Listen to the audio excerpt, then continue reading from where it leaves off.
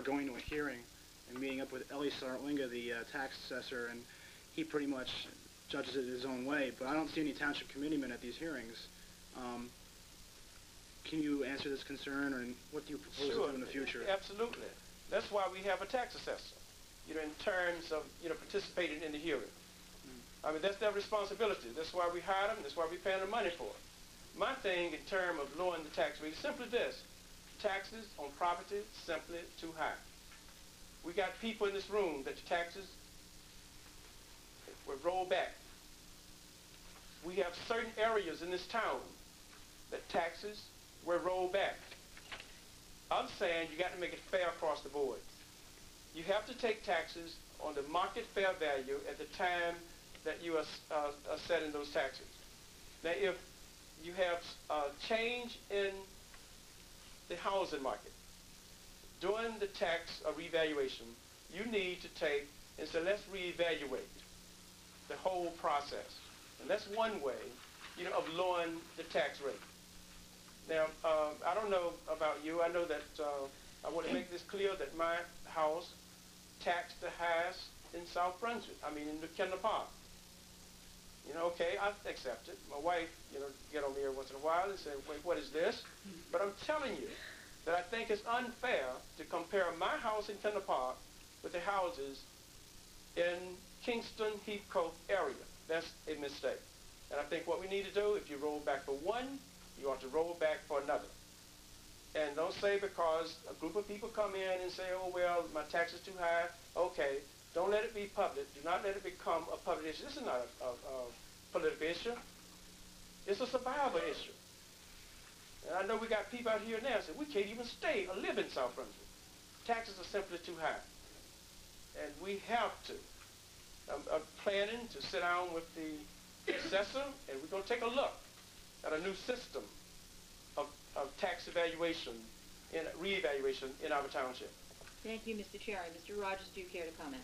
Ted, 2 points. One, you said that I should have waited until the end of the election. You said that I should have given them the money back and waited. I think that's a disservice. I was upfront. I was honest. I told everyone that I accepted that $500 contribution. Waiting would have been wrong. On taxes, ladies and gentlemen, let's face it, taxes are high. I'd like to support Jim Corder's plan to put a cap on the property taxes of our elderly and our disabled to begin with, and then phase it into our middle-income people. You need the cooperation of the state, the federal, and the county government to put a cap on taxes. It can be done. It's very difficult to do, but it can be done with determination. But here's a man who stands here and talks about solutions to the tax problem, and yet, when some of the developers didn't pay their taxes on time, we didn't hear a word out of them. Not one word. When a developer doesn't pay hundreds of thousands of dollars in taxes, we lose the interest rate going into our treasury. That's a tragedy. That's why I can't believe, Ted, that you would tell the people you're that concerned about taxes. Maybe if it was a private homeowner who didn't pay his taxes, you'd take that position. But in this case, a developer didn't pay his taxes. Why weren't you that forthright and that determined to solve the problem? Thank you, Mr. Rogers. Our next questioner is Miss Sue Livio. Mr. Rogers, you work an hour away in Nutley Township as a police officer and operate a radio ministry. These are admirable pursuits, but would clearly draw your time and attention away from South Brunswick. Coupled with the fact that you only claim one active membership in the community, please explain why voters should believe that they will come first.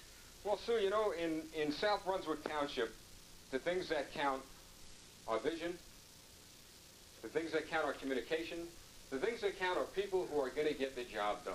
Sure, I work an hour away.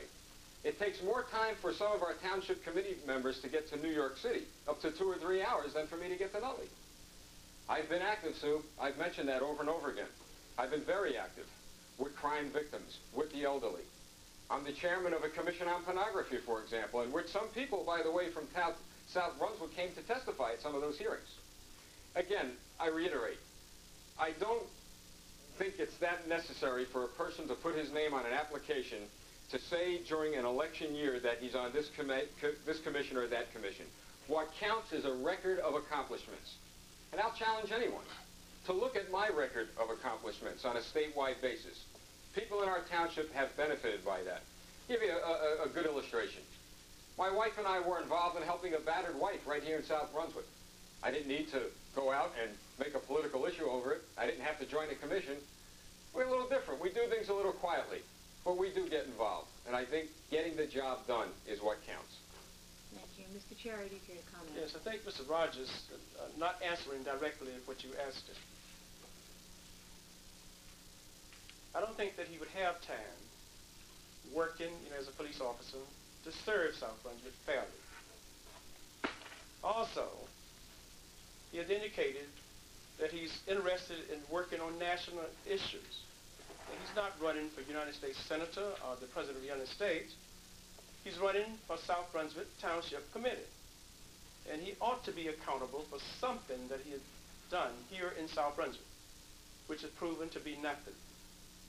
He indicated that he didn't have time to deal with the problems. He had no concern, dealing with the problems. And he in error.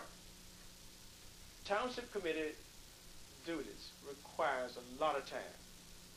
I spend quite a bit of time every week, probably more than any elected official on the Township Committee, to go and talk with department heads, to talk with employees in our system, to make sure that they understand that we are giving them the support they need.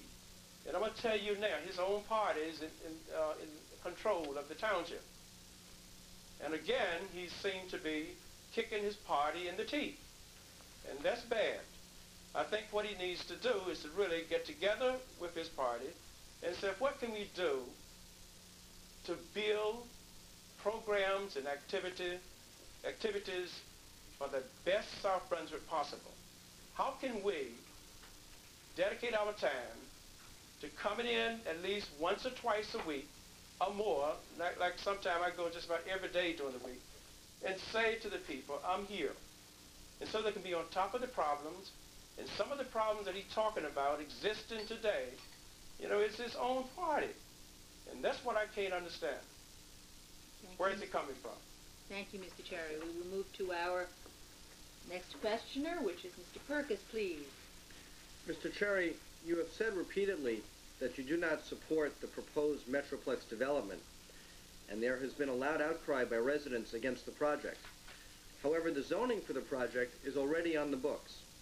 What do you plan to do to ease residents' fears about this proposal?